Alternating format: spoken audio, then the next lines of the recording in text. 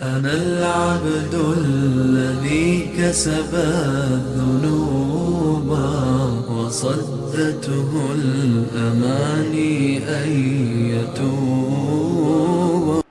Sahabi Kabbab bin al-Arat, Allah ya kara masa yadda yana cewa taqarrab ila Allah bi mastada'ata, ka kusanci Allah da abinda zaka iya. Yace fa innaka lam tataqarrab ilayhi bi shay'in ahabba ilayhi min kalami, domin ba za ka iya kusantar Allah da wani abu ba da yafi soyuwa a gare shi fiye da zancensa alqur'ani. Bawa idan ya kasance yana mai yawan karanta alqur'ani mai girma, yana yawan ambatan Allah, to Allah zai ambace shi a cikin masu ambatansa, sannan Allah zai sanya makomarsa ta kasance mai kyau, kuma Allah zai masa sakamako da aljannar firdausi insha Allah.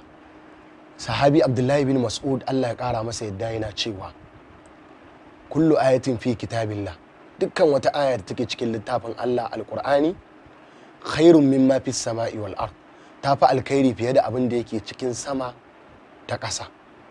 Ma'ana dukkan wata aya guda ɗaya da bawa zai karanta ta fi masa alkhairi, kuma ta fi alkhairi a wajen Allah maɗaukakin sarki fiye da abin da yake cikin sama da ƙasa, domin wannan ayar ai ambato ce ta Allah, zikirullahi ne, ambatan Allah ne.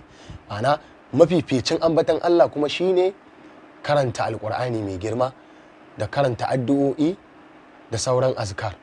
To don haka bawa ya kasance mai yawan karatun alƙur'ani, wannan zai sa ya samu kima da daraja, ya ƙara kima da daraja a wajen Allah madaukakin sarki. Shi yasa ya zo a cikin sahihu Muslim, manzon Allah sallallahu alaihi wasallama yana cewa iqra'ul qur'ana, ku karanta alqur'ani, fa innahu ya'ti yawmal qiyama, domin alqur'ani zai zo ranar alqiyama shafi'an li ashabihi, yana mai ceton ma'abota karanta shi.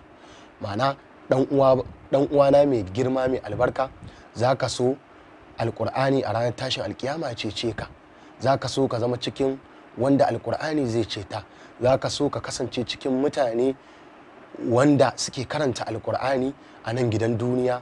Allah ya baka, ya kimanta ka, ya rufa maka asiri, ya darajta ka. Wassalamu alaikum wa rahmatullahi ta'ala wa barakatuh.